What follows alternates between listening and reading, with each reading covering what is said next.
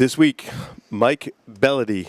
Yes, Mike Bellody from the Ass Pressed episode, which is infamous in Stogie Geeks history, from MLB Cigar Ventures, will join us in studio tonight. Our Debonair Ideal segment will show you how to review a cigar, or at least the basics on getting started in reviewing cigars. Then we'll talk about our Stogies of the Week, all that and more, on this edition of the Stogie Geek Show.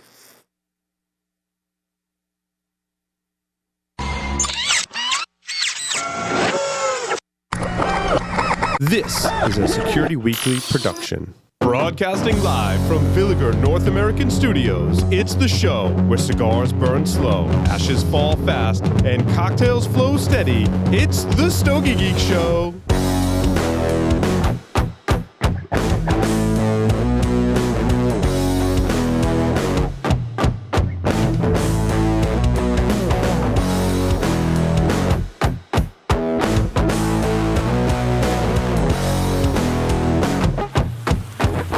Brought to you by MLB Cigars represent the most admired cigar culture of Cuba. They select the best of the best quality tobacco to use in the aging process. MLB cigars are then rolled in Costa Rica by some of the most experienced cigar rollers, giving it a unique smoking experience. The band portrays a detailed and artistic nature of our small industry. Try the MLB Casera, the MLB Mora, and the recently released MLB Habano. MLB Cigars, where the cigar is a way of life. Punch Cigars. For more information, check them out at www.punchcigars.com. Havana Cigar Club, located in Warwick, Rhode Island, is a great place to enjoy a drink and a cigar. Stogie Geeks listeners can find a $5 off coupon on our website by clicking the HCC logo. Duran Premium Cigars, one of the fastest growing boutique cigar companies, provides smokers a portal into the old Cuban tradition of the perfect balance and the lost art of progressive flavor construction. Roberto Pelayo Duran began his career in tobacco over 2 decades ago in Havana, where his reputation grew within Cuban circles. The creation of Duran Premium Cigars has given Roberto the platform to introduce a series of cigars that offer the quality and construction that he perfected while in Cuba. Brands include the ultra-premium Roberto P. Duran signature line, Azan, Nea, and Baracoa. Duran uses a seed-to-humidor approach, as all of their tobacco is grown in their farms and rolled in their factory in Esteli, Nicaragua. Rollers have been carefully chosen to carry out Roberto's precise method to ensure progressive flavor in each cigar. Duran Premium Cigars invites you to make their premium your standard. Welcome, everyone, to this edition of the Stogie Geek Show. I'm your host, Paul Asadorian. I've got a cast of characters here in studio tonight. An episode not to be missed, the triumphant return of Mike Bellody. Was the last time you were on the Ass Pressed episode? No, I was on one more time since then. After that. 191. Yeah. There was lots of drinking every time you're here. Yeah. I try to say no, then look what happens. You exude this aura of just drinking and partying, Mike. I'm just staying hydrated. Staying What hydrated. was the thing on Facebook? Like, they say you should drink 64 ounces of water a day, and everyone's like, "Oh, I can't drink that much water." I just like mine but frozen. If it's bourbon, I like mine frozen and marinated. No my problem. Water. Oh boy. Well, so let's start with the gentleman to my left. I think we have nicknames for everyone. Oh God. Joe wants to go by Joho. Is that right? Is that No, your I nickname? just- No, no, you I don't. was- You don't want to go by Joho. You can whatever you I was want. going to say because it's kind of a bad nickname. Why? I now. Is it? You're a Delta Chi. The name is now Joho. Yeah, I guess that's it, right? That's it. It's all then said and done. they might shorten it to Ho. Yeah, they might. You know, Nope, you It are happens. Joho. Yeah. Joho, welcome to the show. Thank you. Nice to have you here. Thank you. Is that the official name? Or? That is your official name. Okay. Wow. That's what's been floating around. So it's a win. you got to go with the natural Past progression. year and a half, it's been JoJo, so I guess it's Joho now. Is it Joe? I call you Joho. Yeah, So it's all good. maybe we'll interchange Joho and Jojo. Whichever one works. Joho Jojo? Whichever one works. How you Joe doing? D. See, Joe D, that's much easier than Joho, Joe Blow. Could be worse. Could be worse. Could always be worse. There's going to be a new nickname for both of you on Joe every D? show now. Joe D likes to fly under the radar with his cliff notes. I like Nice. He's very analog. It's okay. We'll get him. I like it. I We'll get think him on it's the great. digital trend. It's okay. Joe D's recent addition here on Stogie Geeks. He's a listener now. He's on the show. See, we too can make your dreams come true, right? Yeah. It's a great time. Have your dreams come true, Joe D? One show at a time. I'm loving it. Yeah. It's great. He's like, I don't know. We're going to see how things go. Of course, Mike Bellody's here in studio. I have to tell you, the last time I was on with Joe, Oh, yeah. the show changed completely. So this might be some other show next week. I don't know what's going on. Barry's here with us. Barry, welcome. Thank you. Relationship between you and Barry, is it like your sidekick? Or you didn't describe it to me. You come in, you're like, this is Barry. I'm like, okay. The connection that is Uber driver sometimes too. Tonight he's my personal Uber driver. He's my national sales manager, and we co-created And your driver. That's You part make of your his description. salespeople Yeah. drive you around. Well, that's always Paul, the he case, drives down, I drive home. That's generally how it works. Yeah, 50-50 split on that. But and he and I worked together on developing the David P. Ehrlich. His family owned the David P. Ehrlich company for 40 some odd years, and that's the connection. Gotcha. Awesome. Well, are we all smoking the? No, we're not. No, I'm smoking. What are we smoking? I'm smoking an Aventador, which is actually not in the United States fully yet. Is it outside the United States? Yeah, technically, it's in Dominican Republic right now. They're going to ship it to me soon. So, yeah, it's there. I'm just going to adjust your microphone one more time. All right, thanks. It'll get knocked over again. But no, the Aventador is actually in a couple of stores, but is going to be fully released in a few weeks. So it was in a couple of stores earlier this year. Yeah, about August 7th. It's funny how that works. Yeah. How does that happen? Yeah, well, listen, you got to get it done. Aventador. Yes. So what is the meaning behind that name? So, the way that I hope Jared's listening right now. I really do. But so That's the that guy that works for Christoph that comes around all the time? he still works there.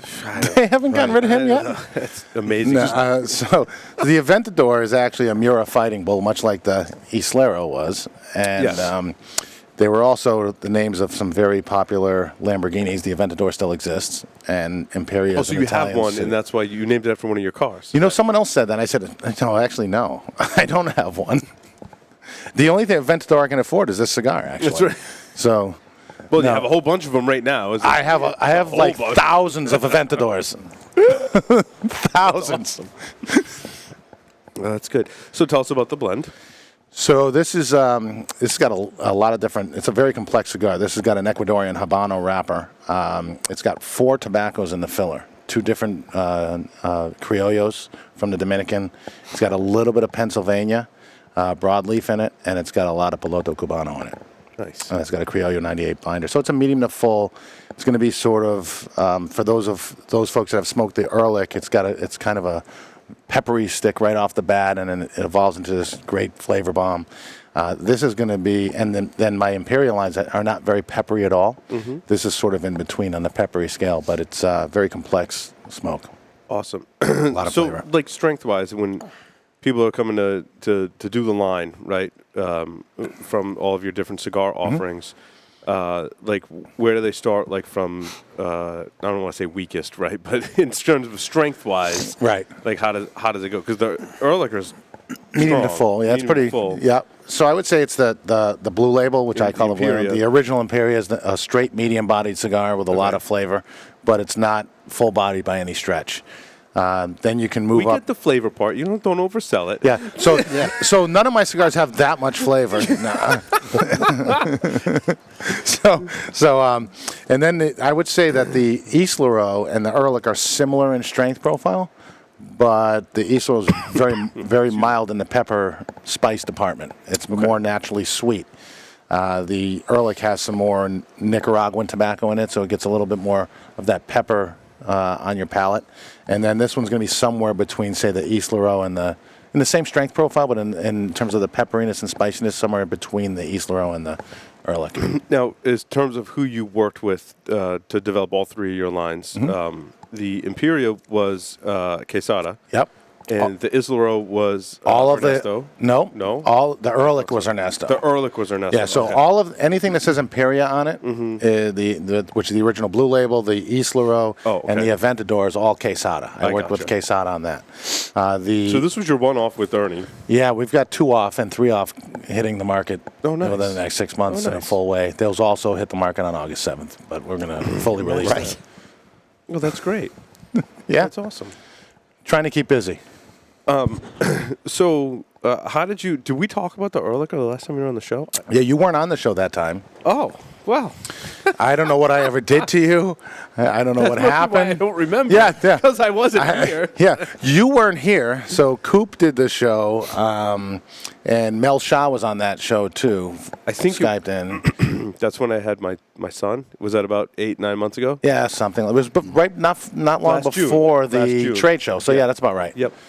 So apparently your My newborn wife had took a baby. precedence. Look, come on. Yeah. Come That's your fault. I mean, what do I have to do She with told that? me that for So 9 months. This is all your fault. I get punished because you got your wife pregnant? Is that what pretty happens? much. Okay, good. No, we did talk about the Ehrlich, but I'm happy to talk about it more. No, if we already talked about it on the show, talk about your new one more.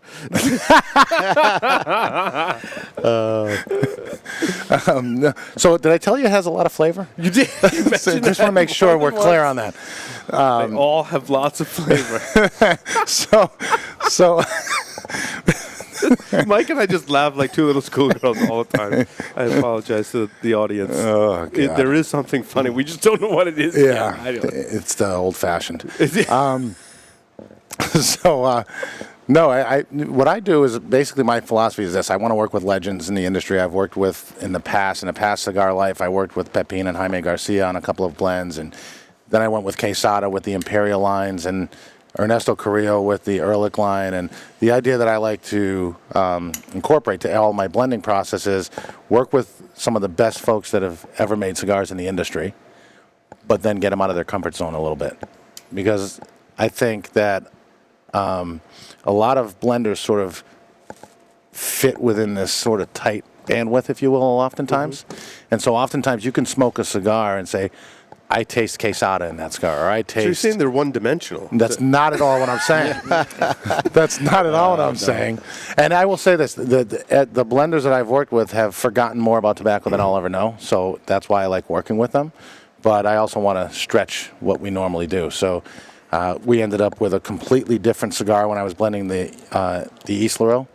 I was working on something completely different, and we kept pushing and pushing and pushing, and then they came back with something else that was more like what I was looking for, and then we tweaked that. And so what I do is I take all their great knowledge and then try to dumb it down with my knowledge. No. And I try to dumb it. And we come up with something with a lot of flavor. It's yeah, and then you get a lot of flavor.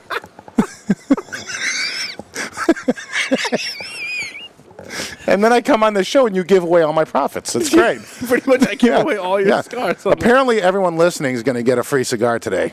Hey, you said that, not me. Well, no, I just wanted to jump ahead of you. Oh, did we do that? We did do that before. I think we did give away yours. We like the first time I was well, on. it's good. It has a lot of flavor, so we like to give it away. We want our listeners to experience the flavor. The flavor.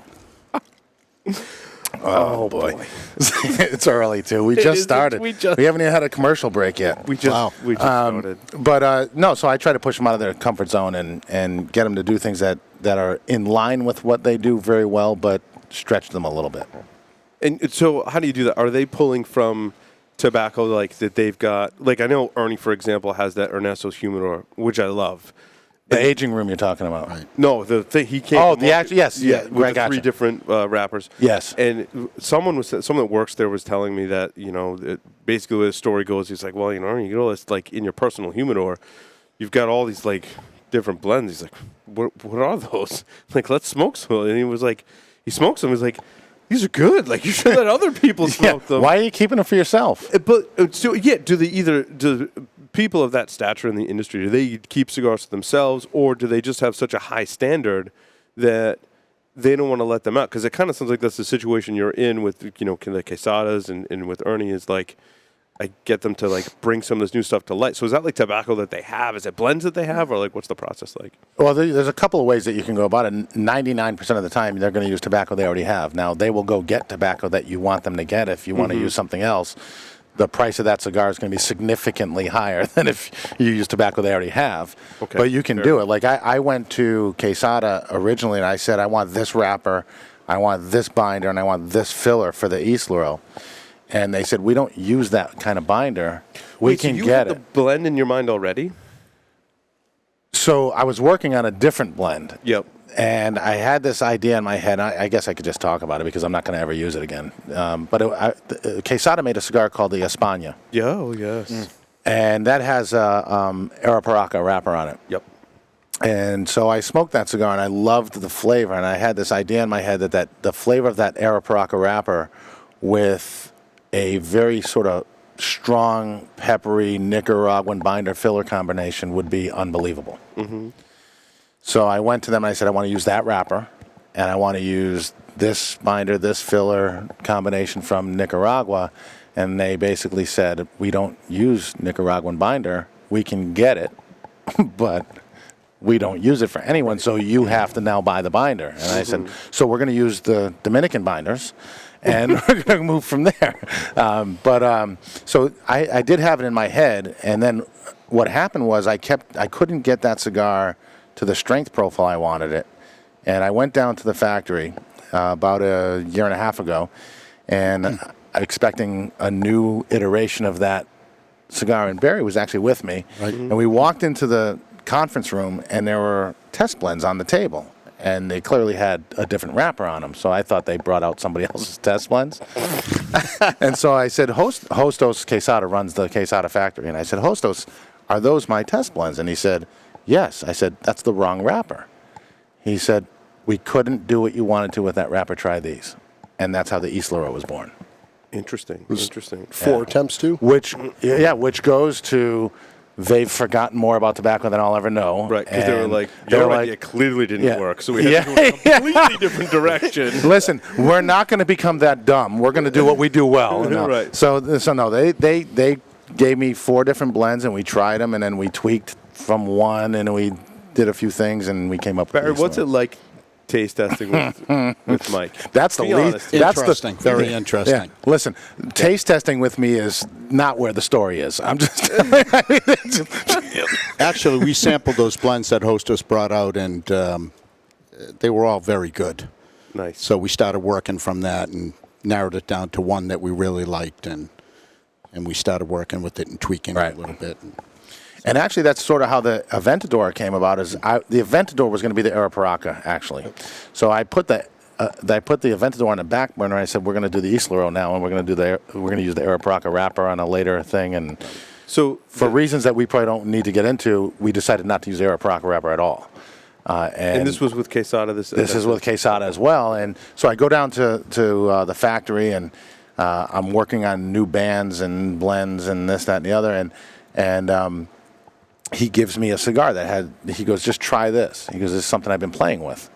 And so I smoked it. I said, that's phenomenal. What is it? And he told me, he said, it's got this wrapper, this binder. I said, that's not exactly what I'm looking for. So I think if we increase the ratio of the Piloto Cubano, and then we tweak from there, you know what I mean? Mm-hmm. So, and then we came up with this blend.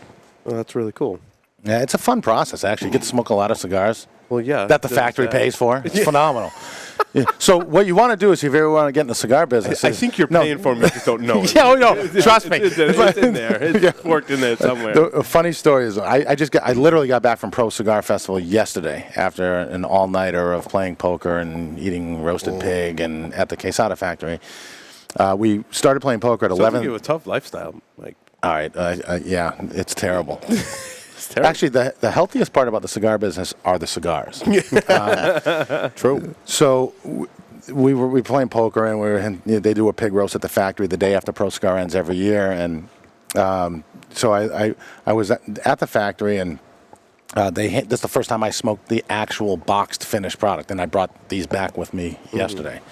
So they were talking about the process we went through to blend the cigars, and Hostos was kind of making fun of me a little bit. Which, a few people do that. I don't know why. Do I like bring it out into easy target? Yeah, a big and easy target. Big is in personality. That's what I meant. Yeah. Why? What'd you think I meant? No, I wasn't thinking anything else. I don't know what you're talking about. So Barry, yes. When you're blending with Mike, and you're both making recommendations to binder, filler, in wrapper, can you pinpoint a specific, is it a flavor profile, or is it more like a general characteristic like spicy or sweet, or a combination of both that you said before, Mike, like increase the ratio of this leaf and that leaf? Right. Share with us some geek knowledge about what kind of flavors or characteristics come from some of the blends that you've done? Well, when we started blending the Ehrlich and we met with Ernesto, we knew we wanted something that was going to be more medium and full, a little bit more with some pepper and spice to it. But he actually, early on in the process, he developed 3 or 4 different blends, I believe, for us. Yeah, And 4. 2 of them had the Ecuadorian Sumatra wrapper, which is what the Tremont has on it. And the other 2 had a Ecuadorian HVA wrapper on it, which is a little bit of a sweeter wrapper. So early on, I mean, I liked them both, honestly. But one had a different flavor profile. The one with the HVA wrapper had more of the sweeter flavor. And the Ecuadorian Sumatra had that spice. And I don't know, after smoking it more and more and more, we just, we like this. And so from there, You gravitated more towards the spice. I did, yes. And so we just started tweaking it a little bit more and going with that. So, Yeah, and actually those blends, it was interesting. So there was two test blends that had the HVA wrapper on it. So let's call them blend 1, 2, 3, and 4, right? So Right. 1 and 2, I don't remember the way they broke down, but 1 and 2 had the HVA wrapper on them with Right. different binder filler combination. 3 and 4 had the Sumatra wrapper, but let's say 3 had the exact same binder filler combination as Okay. 1, and 4 was the same as 2. The flavor difference just by changing the wrapper is incredible. right. You can literally just change one leaf of a cigar, and it will change the cigar completely. In fact, Quesada's tour, they did this. Michael Herklotz did a seminar on cigars, and he took out 2 blends, and they took the Fonseca, I forget which Fonseca, and they took the wrapper off, and they put a new wrapper on it. And they said, smoke it. And first thing he said was, it sucks with this wrapper. And it did. But it was a completely different cigar just by changing the wrapper. So some of the stuff that working with these legends has helped me with is understanding how that sort of works a little bit. This wrapper has these characteristics with those characteristics, and it's kind of like if you're making a cocktail. It is. No, it is very similar. It is. If you put too many bitters in this old fashioned, it's going to taste completely different. If you have too much sweetness or the simple syrup or whatever, it's not going to be right, and it's only a little minor thing. I changed the type of bitters, the type of cherry, and it the type changes of orange, completely. and the type of sweetener, and you can play with all of those different components. I think that's why. My theory is why a lot of cigar smokers like the old fashioned is because it has those nuances. That Sure. you can play with those different components. Those changes. And I may know this one's like sweeter than the other one, right? But a master blender will tell you, like, oh no, use all these components together and see what you think, because they have such a deep knowledge of each individual component. So. Right, and as I'm blending cigars, I try to learn as much as I can from them because, like I said, they know more about tobacco and how they interact with each other, the different types of tobacco, than I'll ever know. So I'll say, listen, why if I want to go from here in sort of spice to here, how would we tweak? What would I change? And so over the years, I've kind of tucked that knowledge away, and that's how we worked on this. And then when you I have your did little quarterback like cheat. Yeah, right. You're like, oh wait, I need to do. Yeah, can we do that? Listen, I've killed a few brain cells in my life, so I have to go back to my notes regularly. But so I said to Hostos when we were working on the Evento, I said, this is a great, great, great cigar, but we need to put more Piloto Cubano in it to get where I want to go. And he said, why do you say that? And I explained it to him, and he said, you do pay attention. I thought you didn't know what the hell you were doing, Mike. But no, so we upped the ratio of Piloto Cubano, and then there's a trust factor too, because before we finalized this blend, he had sent me more test blends with the increased Piloto, and I said it's still not there. I need to increase it a little bit more. And I said, I really don't need you to send me those blends. I know what's going to happen when you do this. Just do it, and then let's box them up. Let's put them in the aging room, and let's get it going. And you got what you wanted. Yeah, obviously, I did. They're coming to market. I did. Yeah, no, they're coming to market. I bought with enough a lot of of flavor. There was a lot of flavor. We're bringing flavor to market, baby. Mike, one of the lines you were in line with. I think you had 2 samples, and one of them you're pretty sure with, and then you had probably Barry was part of the test group, and everybody went against. That chose the second. That was the original one. That was the blue label. In fact, I wanted. So when we were blending that, that's pretty good. I don't even know where you found that information. That goes back. I might love to. Dude, you're like Jack Bauer or trying. something. I mean, I don't even know. Probably told him after you had a few I don't drinks. even. I don't. And you don't remember, but he does. I don't ever remember meeting him before tonight. No, I'm kidding. Who are you? Yeah. Why is he here? And I'll But drink. that's Go home and get drunk. That's an accurate statement, though. Really, that did happen. That because did I happen. remember That did happen because we I had the- I actually preferred a different blend of the Blue Label, personally.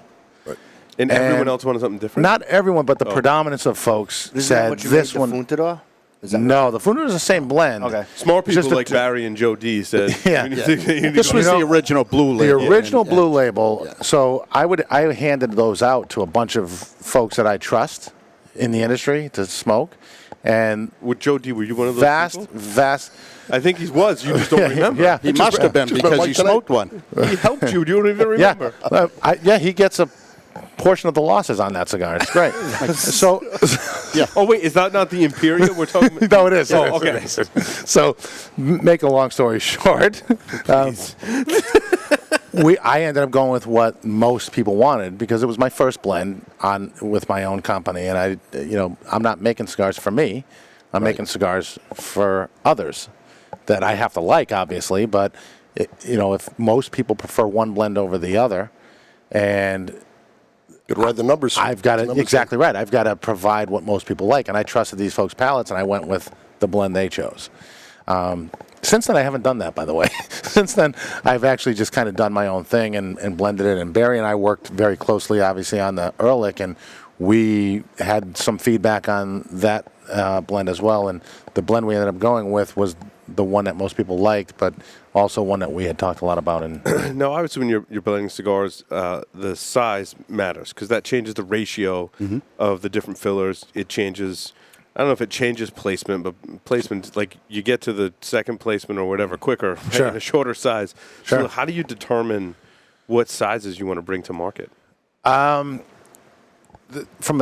there's two ways that you can blend a cigar, right? And this is actually a major part of what they did at the seminar with Michael Herklotz at Quesada on Friday at the factory. The old world way is you made different sizes and you tweaked the blend of each size so that they all tasted as close to the same as possible. The new world way of doing it is to simply use the same exact ratios, size by size by size, which means that as you get to bigger ring gauge, the wrapper plays a lot less role than the binder filler, right? Just let it play itself out. And then you'll have a difference in flavor of your cigars across the different sizes. Most cigars that people smoke today are blended the new way, and all of ours are blended the new way.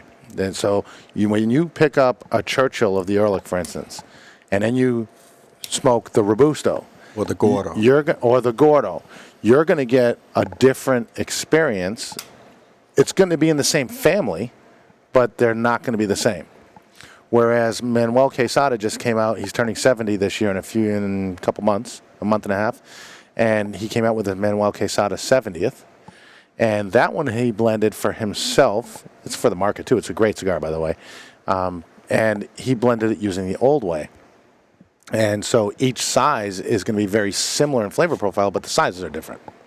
Right. But in the old way, they change the ratio to get the same flavor Yes. profile. In each, Yeah. The in new each- way, the in each ratio shade. changes. It in can shade. literally get to the point where you have to, let's say that you're using a leaf of whatever variety of tobacco, you're using one leaf of Seco.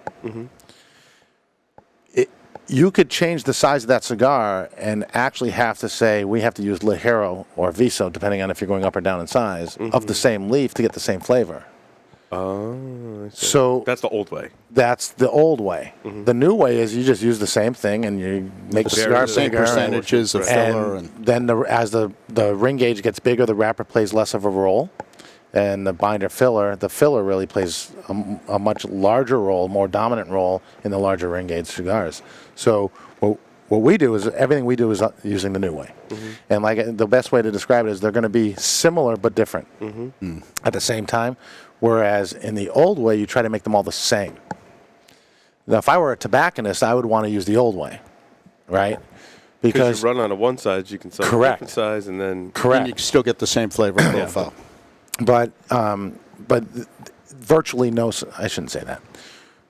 No, About a there's higher definitely higher percentage of cigars that are on the market today are used the new way. Number one, it's an easier way to blend. Right? It's a lot more labor intensive to blend a cigar where you're tweaking it for each size, and it's just, and then there's blend maintenance that goes on because each year the crop is going to be a little different, right? Right. So if the crop changes because of climate, rain levels, soil conditions, whatever, you're going to go start. all of a sudden you now have to retweak. If you have 5 Vitolas in a particular blend, 5 of them. Whereas if you retweak once, I hope the FDA is not listening. If you retweak once, this is does go out on the internet, by the but- way, this is why the FDA doesn't know what they're doing. It's impossible to have the exact same blend year in and year out. I mean, it's not possible. The cigars will change. The tobacco changes year in and year out. So you have to kind of do this thing where you try to make it as consistent from the prior year to the next year as you can. Whoa, what was that? Who was that? That was that was Jared. Jared. That was Jared. That was. Did that just voice come in to your us? head was Jared Trudeau. That just came. I to heard something about the Bellody family. The Bellody family with their of- tradition of farming. Tradition of farming. Jared, in the cigar industry, they call me Don Bellody. Don Bellody. If I could possibly change a little bit of direction, I was very curious. I would change direction every time Jared comes on. That's a good call right there. I'm a student of history Hey, and, you found a winner here. Let me tell you. Oh, whoa. All right, you're okay too. but this wasn't your idea. I'm a student of history, and I'd like to hear you expound on the family, your family, in the business going back to 1868. The Tremont. Well, the Earlish name's been around since 1868. My family got involved with the Earlish family. My father went to work for William Earlish, who was a great nephew of David Earlish, who founded the company in 1974. So my father went to work in the main store, which was on Tremont Street, and why we named the cigar Tremont, in 1974. And at one point, we had 4 or 5 stores operating, 3 in Boston, 1 in Lincoln, Rhode Island, and 1 in Greenwich, Connecticut. And that's actually where I met Mike. I met Mike about 22 years ago. He was a customer, used to come in the store. 22 years, 340 days, and Rich history. That's sort of how the You're still sitting next to each other in the same room, huh? That's sort of how we met and how our relationship began. But Beautiful thing. so my mother and father ran that store on Tremont Street for many, many years, and I got involved in the business with them probably in 1988, and went to work full time in the industry in 1994. Up until the time that we closed that store in 2004, and Was that the tax changes in Massachusetts? well, actually, that was a lease issue on Tremont Street, but we closed that store and we moved the business down to a location in Faneuil Hall at 40 North Street.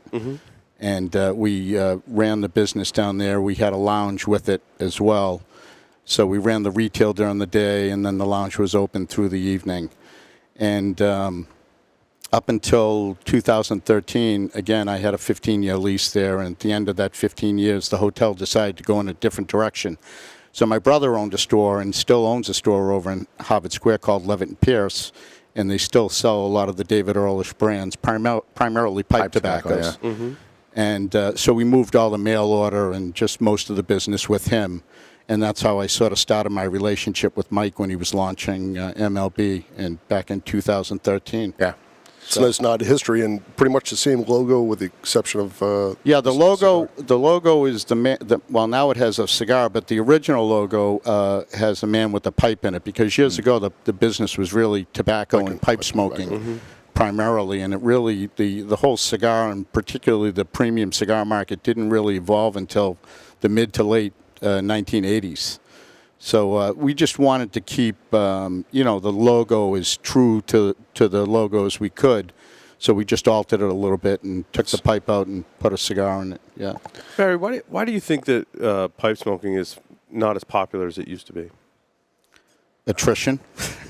No, I'm going to tell you. Can I give you? I'll give you my answer on that one. What do you think? First off, I love the smell of pipe tobacco. Right. Everyone says that too, yeah. I actually like the smell of pipe tobacco more than I do cigar tobacco.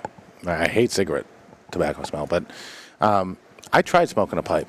It's a lot of damn work, man. I'm not interested. I smoke to relax, right? So there's a lot of maintenance, and you gotta, you need tools. You got I mean, enough. I just want to light my cigar. Really need tools. I guess You got a damper. do. You got a damper. You got a spray. this is your it's damper too right much. here, right there. And for me, the taste of pipe tobacco didn't live up to the aroma of pipe tobacco, whereas it's the opposite with cigars. That's just me personally. Probably more so ritual. The ritual lighting and the playing around. And I think I don't think there was many young people picking up pipe no, smoking. and I think what happened was in the 1990s, you had the cigar boom take off, right? Right. And it became very fashionable to smoke a cigar. And you went in any bar, easier anywhere, to smoke you a would cigar than smoke. smoke Yeah, a you pipe. can't go to a bar and smoke a pipe, really, right? Yeah, because So- you're at the bar, you're having a drink. What Yeah, are you gonna do? the thing's out. Break You up, get like, your whole I mean, kit. I and, mean, like, it's a mess. What do I put it on a piece of paper, and then make the pile, and then you fold up the paper, right, and you put some in, Yeah. you tamp Yeah, it down, put some more in. Yeah, the whole. So I think that the cigar boom changed, and part of it is just fad stuff, right? So the cigar boom, there was a lot of really horrible cigars on the market, but they were selling like crazy. Now we are slowly growing back to that boom status in the cigar industry, but there are more great cigars on the market now than I can remember in my life. And so I just think it's easier to smoke a cigar. It's more in vogue for whatever reason to smoke a cigar, and I think that's what's going on in the pipe industry. And the folks that loved pipes from way back in the day are, people don't live forever, so Right. So that there's attrition, as Barry put it. Yeah, there is. But some level of interestingly, attrition, but- the very first premium cigar I ever smoked was at the David P. Ehrlich store. I got out of college. I went to work in the financial district in Boston. I worked for a guy who was a cigar smoker, and he would give me money. The first day I went in, he gave me money. He said, "Listen, I got cigars. They've got cigars waiting for me at the David P. Ehrlich store. Can you go get them?" I said, "Sure." So he gives me the money. I go, and he goes, "And make sure you get one for yourself." So I just got what he was smoking. I didn't know anything about premium cigars at the time. I think it was an Ashton. It Wasn't was an Ashton white label, the very mild, Very light. But and I had smoked, the pharmacy cigars that you can buy, the money makers or whatever, and I thought those were fine. And then I smoked an Ashton. I said, "Wow, there's FDA. Listen up. There's a difference. There's a huge difference, right?" So. At that point, I was an adult, and then so literally every day he would send me, "Here, go get my cigars, whatever," and I'd go get the cigars, and I would buy one for myself, and then I started to go down on my own when I actually could afford to buy my own. Did you smoke at your desk working in the No, well, like that? yes, actually, there was smoking yes, back in the but mid-90s. about a year after I had joined this investment firm, they did away with it. Yeah. But it was not for long. But I got to know Barry by going to his store every day, literally every day. And then I started going on my own to get my own cigar, and I would have a lunch cigar or whatever in the middle of my day when I was not working for this gentleman. I was actually working on my own and in the financial district, and got to know Barry, and that's how That's cool. here we are. That's a cool story. So let's do this now. I think Barry should get the 5 questions at some point. I've already had them. I haven't been doing that consistently on this show. I'm just saying. And now I give him kind of a heads up, but it's only well, right. The whole point is not to have a heads up. I know, but That's a good way. I like that way. Yeah, let's ease into that. Paul, okay? No, these are easy. These are easy questions, Barry. There is no right or wrong answer. So you're ready for 5 questions on the Stogie Geeks. Sure. 3 words to describe yourself.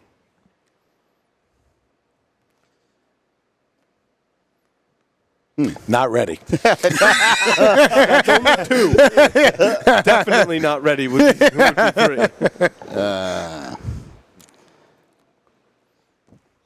Can I answer this for him? Yeah. No. Let's go to the second question. Let me think about that. Oh, this is a good one. If you were a serial killer, what would be your weapon of choice? I'm gonna take Jonathan Drews on this. See, he acts like he doesn't know the 5 questions. No, he's showing his hand now. Yeah. He gave it away. Yeah. I'm gonna take Mike Bellody's dead body and beat somebody with it. Because you remember when Jonathan was on, his answer was, "I'm going to take Coop's dead body and beat somebody with it." Yeah. Apparently now I'm Coop, No. It's hilarious. and If you were- I'm dying soon. I don't know. Could be a premonition. If you wrote a book about yourself, what would the title be? Here I am. In the popular game of Ask Grabby Grabby, do you prefer to go first or second? I don't prefer to go. Choose 2 celebrities to be your parents. 2 celebrities to be my parents. Jonathan's answer was good on that one too, by the way, but you can't use it. Was it the Oscars that were last night? They had that faux pas with the Phenomenal. I love that stuff, by the way. hilarious. I'll tell you. We'll go back to that in a second after I answer this question. Wow. 2 celebrities. Bill Paxton. No. Alive or dead, fictional and non-fictional. Thank you, Joe D, for that. 2 celebrities. All right, time's up. I don't know. Bobby Orr There you go. Big hockey player. and The mom one is tough. Mike Bellody? It doesn't. It can be 2 males or 2 females. Doesn't Nancy Reagan. There you go. Nancy Reagan. Classy. Nice. I like that. I'll go with that one. That's a good answer. All right. With that, we're gonna take a short break. Come back and do Debonair Ideal. So stay tuned. Don't go anywhere. Those are tough questions. They are. But